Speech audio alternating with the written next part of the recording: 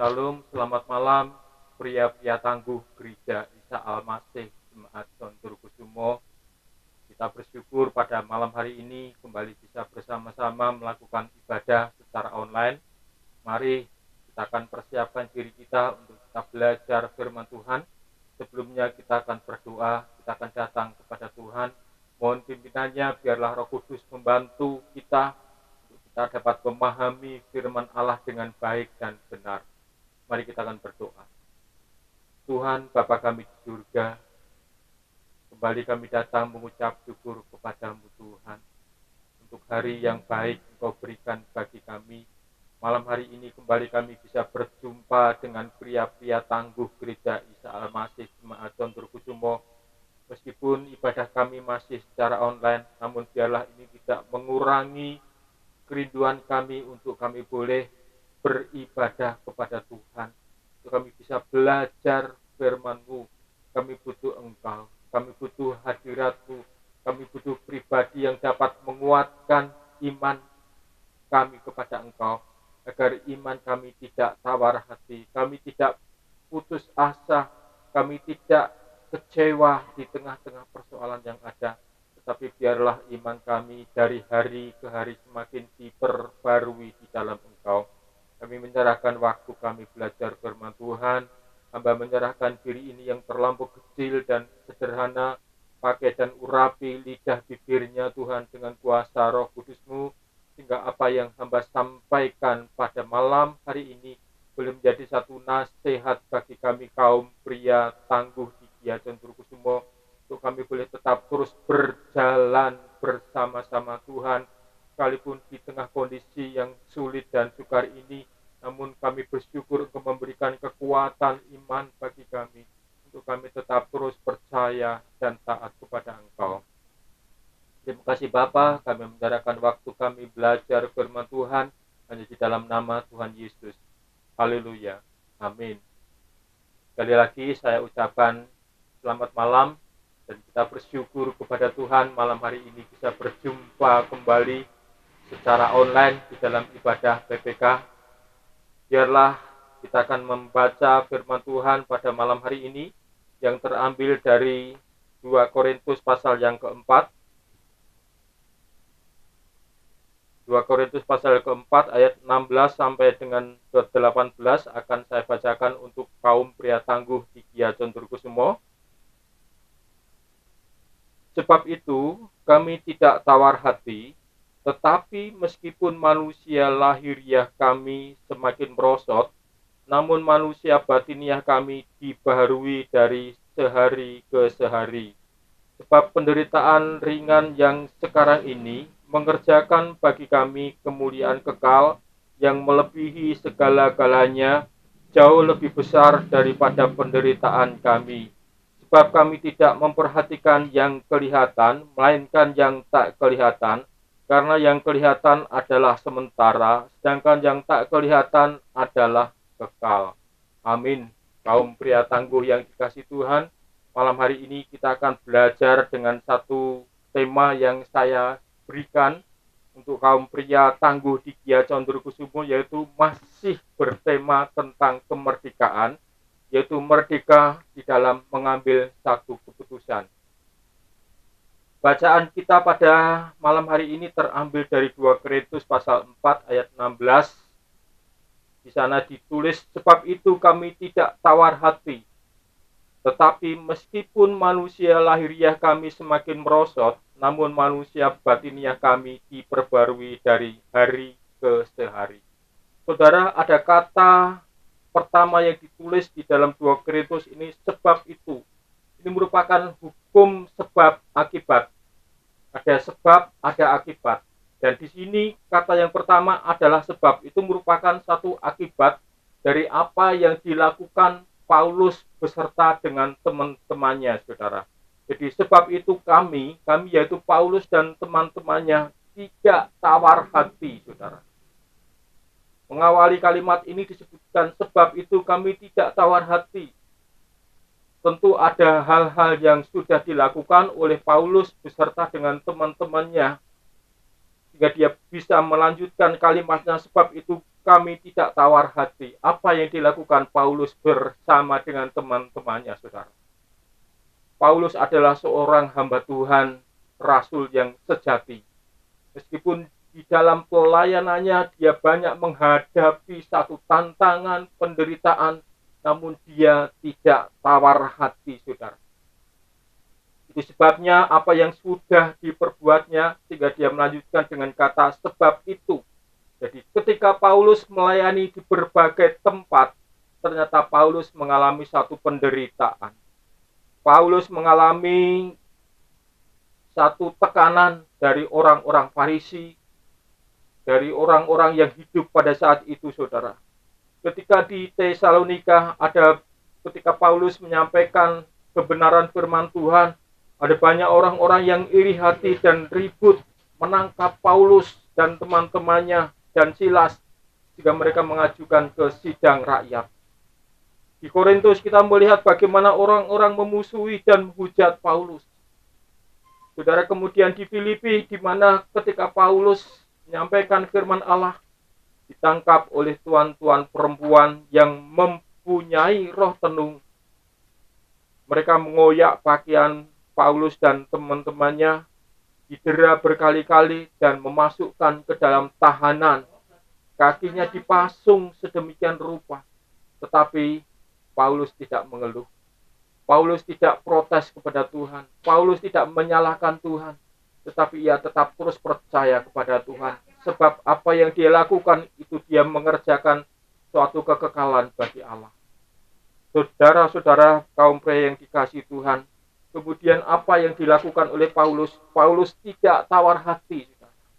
Kalau saya bisa mendefinisikan kata tawar hati, itu memiliki arti adalah tidak semangat, hilang kebenaran, kecewa, putus harapan, dan sebagainya, saudara. Jadi kata tawar hati itu artinya seperti itu, saudara. Dan siapapun dapat mengalami apa yang disebut dengan tawar hati. Satu kondisi yang seperti ini sangat wajar dan sangat manusiawi sekali, saudara. Karena kita hidup di tengah-tengah dunia ini banyak masalah, banyak persoalan yang tidak kita harapkan bisa saja suatu saat muncul. Dan apabila manusia hatinya tidak siap, maka akan mengalami satu tawar hati. Akan mengalami satu kekecewaan, akan mengalami satu putus harapan, saudara.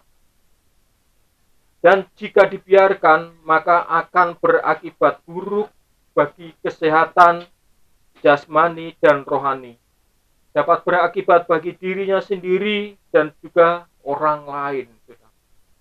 Tapi biarlah kita dapat mengantisipasi keadaan seburuk apapun, supaya kita tidak tawar hati, kita tidak kecewa, kita tidak putus harapan di tengah-tengah kondisi yang ada.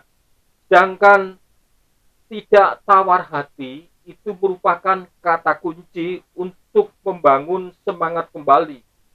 Sebab jika kita tawar hati, maka tubuh jasmani kita akan mengalami satu kemerosotan. Kalau kita tawar hati, maka tubuh jasmani kita akan mengalami kemerosotan.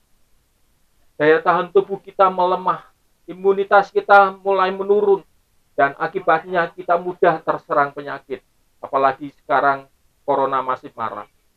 Jadi dapat berakibat merosotnya kekebalan tubuh dan kita bisa mudah terkena penyakit. Namun jika kita tidak taruh hati, walaupun tubuh kita mengalami kemerosotan, namun manusia batiniah, manusia rohaniah kita akan diperbarui dari hari ke hari. Jadi sekarang apa yang harus kita lakukan apabila kita tawar hati? Apa yang harus kita perbuat apabila kita mengalami tawar hati, mengalami kekecewaan, mengalami keputusasaan? Caranya adalah ungkapkan perasaan hati kita secara jujur kepada Allah. Dan Dia telah menjanjikan kekuatan kepada kita. Dan kekuatan itu namanya iman. Jadi apabila kita merasakan tawar hati, kekecewaan, keputusasaan, ungkapkan, datang berdoa kepada Tuhan secara jujur, saudara, kepada Tuhan. Tuhan, aku mengalami kekecewaan. Aku mengalami tawar hati, Tuhan, menghadapi masalah persoalan yang tak kunjung selesai ini. Dan pasti Tuhan akan memberikan kekuatan, dan kekuatan itu berupa iman dalam diri kita. Sebab dengan iman kita sanggup menghadapi segala permasalahan yang ada. Saudara, sehingga di banyak kesempatan Tuhan Yesus sering memperingatkan umatnya untuk tidak tawar hati, saudara. Karena pada dasarnya Tuhan tahu bahwa tidak ada seorang pun manusia yang kebal terhadap kekecewaan, terhadap tawar hati. Dan inilah yang gencar diperbuat oleh si iblis itu, yaitu mencari cara untuk melemahkan dan membuat orang percaya mudah kecewa, mudah tawar hati, saudara. Di masa-masa seperti ini, iblis ingin sekali membuat kita hanya mengarahkan pandangan kita dan memperhatikan hal-hal yang sifatnya tampak kasat mata, tampak kelihatan tuh. Karena dengan memperhatikan apa yang kelihatan, pada akhirnya semuanya itu akan menuntun kita kepada kekecewaan demi kekecewaan. Saudara, inilah satu realita kenyataan. Ketika kita orang percaya hanya memperhatikan, fokus kita kepada hal-hal yang kelihatan, keadaan-keadaan yang nyata, yang kasat mata, suatu saat kita bisa kecewa. Suatu saat kita bisa tawar hati. Suatu saat kita bisa putus asa menghadapi realita kenyataan ini. Kitab Mazmur menuliskan bagaimana orang yang mengalami kekecewaan. Kita akan melihat Mazmur pasal 73, saudara. Mazmur pasal 73 ayat yang ke-3 sampai yang ke-5 akan saya bacakan untuk saudara. Sebab aku cemburu kepada pembual-pembual, kalau aku melihat kemujuran orang-orang fasik. Sebab kesakitan tidak ada pada mereka, sia dan gemuk tubuh mereka. Mereka tidak mengalami kesusahan manusia, dan mereka tidak kena tulah seperti orang lain. Ini satu kekecewaan yang dialami oleh pemazmur. Dia percaya kepada Tuhan, tetapi keadaannya tidak seperti orang-orang yang tidak mengenal Tuhan. Orang-orang fasik, saudara. Ayat 3 dikatakan, sebab aku cemburu kepada pembual-pembual. Kalau aku melihat kemujuran orang-orang fasik. Orang fasik hidupnya mujur, hidupnya enak, saudara. Sebab kesakitan tidak ada pada mereka. Mereka tidak mengalami sakit, penyakit, saudara.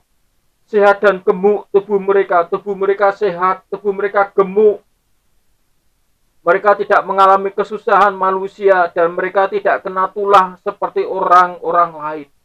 Jadi inilah seringkali kalau kita melihat, memandang akan sesuatu yang kasat mata, iman kita bisa mengalami satu kemunduran. Kita bisa mengalami tawar hati, bisa mengalami kekecewaan. Tetapi bagi kita orang percaya, Tuhan sudah memberikan kekuatan kepada kita, yaitu berupa iman yang dalam diri kita. Dengan iman kita bisa jauh melihat sesuatu yang besar terjadi, dinyatakan dalam hidup kita sebagai orang-orang yang percaya kepada Tuhan. Memang kalau kita melihat yang kelihatan di depan mata, siapapun orang pasti akan kecewa, pasti, saudara. Masalah datang silih berganti, penderitaan dirasa semakin hari semakin berat, semakin hari semakin menyulitkan. Namun Rasul Paulus mengingatkan, penderitaan yang ringan sekarang ini mengerjakan bagi kami kemuliaan kekal yang melebihi segala-galanya, jauh lebih besar daripada penderitaan kami. Pada ayat yang ke-17. Mengapa dikatakan penderitaan ringan, saudara? Paulus mengalami satu penderitaan yang sungguh teramat sangat berat. Tetapi Paulus melihat bahwa itu penderitaan yang ringan, saudara. Penderitaan yang biasa.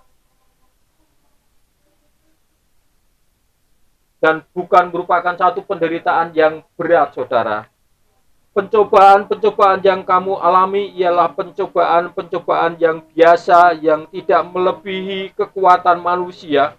Sebab Allah setia, karena itu ia tidak akan membiarkan kamu dicobai melampaui kekuatanmu. Pada waktu kamu dicobai, ia akan memberikan kepadamu jalan keluar sehingga kamu dapat menanggungnya. 1 Korintus 10 ayat yang ke-13, satu ayat yang tidak asing bagi kita. Ini boleh menjadi satu nasihat penghiburan kekuatan bahwa pencobaan-pencobaan yang kita hadapi, apapun itu bentuknya, adalah pencobaan-pencobaan biasa. Masalah ekonomi, masalah keluarga, masalah sekolah, masalah hubungan dengan teman, dengan saudara, itu adalah masalah-masalah yang biasa. Ini firman Tuhan, saudara. Dan kita bersyukur karena ketika kita menghadapi pergumulan itu, kita tidak sendiri, saudara. Sebab Tuhan turut bekerja untuk mendatangkan kebaikan bagi kita yang mengasihi Dia, saudara. Roma 8 ayat 28, saudara. Kemudian, karena kesemuanya itulah Rasul Paulus bertekad untuk tidak memperhatikan yang kelihatan, melainkan yang tidak kelihatan. Karena yang kelihatan adalah sementara, sedangkan yang tidak kelihatan adalah kekal, abadi. Semua yang ada di sekitar kita itu adalah sifatnya sementara. Harta, kekayaan, uang, mobil, rumah, apapun bentuknya yang ada di dunia ini, yang kelihatan itu sementara, semu dan tidak abadi, saudara. Namun ada sesuatu yang tidak kelihatan, yaitu kekal, saudara. Sesulit apapun keadaannya, mari saudara, jangan tawar hati, jangan kecewa, jangan patah semangat. Sebab itu semua hanya sementara. Dan sekarang marilah kita belajar melihat, mengejar apa yang tidak kelihatan, yaitu mengarahkan pandangan iman kita kepada Yesus dan janji firman-Nya. Maka di situ kita akan melihat sesuatu yang luar biasa, sesuatu yang indah terjadi. Kita tidak hanya memikirkan perkara-perkara dunia saja. Kita tidak hanya memikirkan sesuatu yang kelihatan saja, tetapi sesuatu yang tidak kelihatan, saudara. Meskipun manusia badan kita, lahiriah kita merosot, namun manusia batiniah kita, manusia rohani kita semakin hari semakin diperbarui dari hari ke hari, saudara. Sebab itu janganlah kamu melepaskan kepercayaanmu, karena besar upah yang menantinya. Ibrani 10 ayat 35.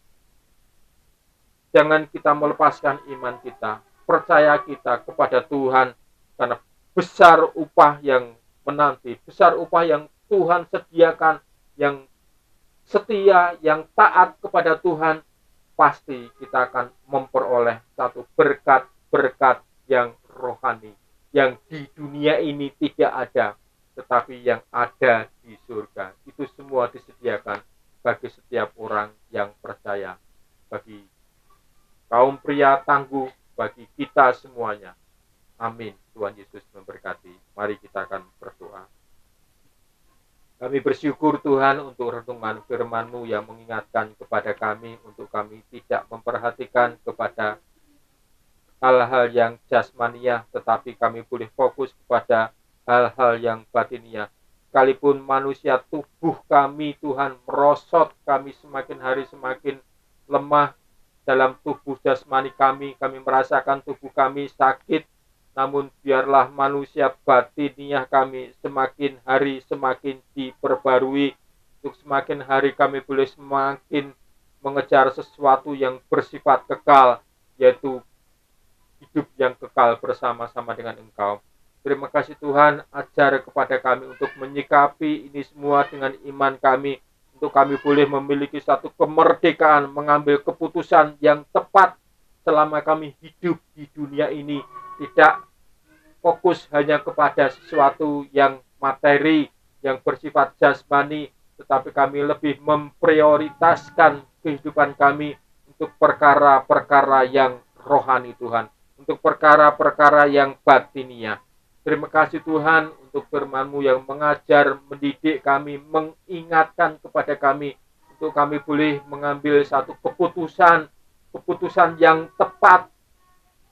Sebab itu berikan kepada kami hikmat akal budi, sehingga kami jalan hidup kami tidak bengkok, tidak serong, tetapi tetap kami fokus mengarahkan hati kami, iman kami hanya kepada Tuhan. Dan di situ kami boleh melihat Engkau memberikan sesuatu yang indah bagi kami, memberikan sesuatu yang luar biasa, yang di luar akal pikiran kami Tuhan. Terima kasih Tuhan, terima kasih untuk firman Tuhan yang sudah kami terima dalam hati kami, dan biarlah Roh Kudus Engkau akan tetap terus bekerja dalam hidup kami, menolong dalam setiap keterbatasan kami, sehingga kami tetap terus dapat hidup seturut dengan firman-Mu, sehingga kami rindu hidup ini menjadi berkat buat banyak orang Tuhan. Demi nama Yesus Tuhan kami berdoa dan mengucap syukur. Haleluya. Amin. Terima kasih, inilah firman Tuhan yang bisa saya sampaikan, bagikan kepada kaum pria tangguh di Gereja Isa Al-Masih Jemaat Condrokusumo. Selamat malam, Tuhan Yesus memberkati. Amin.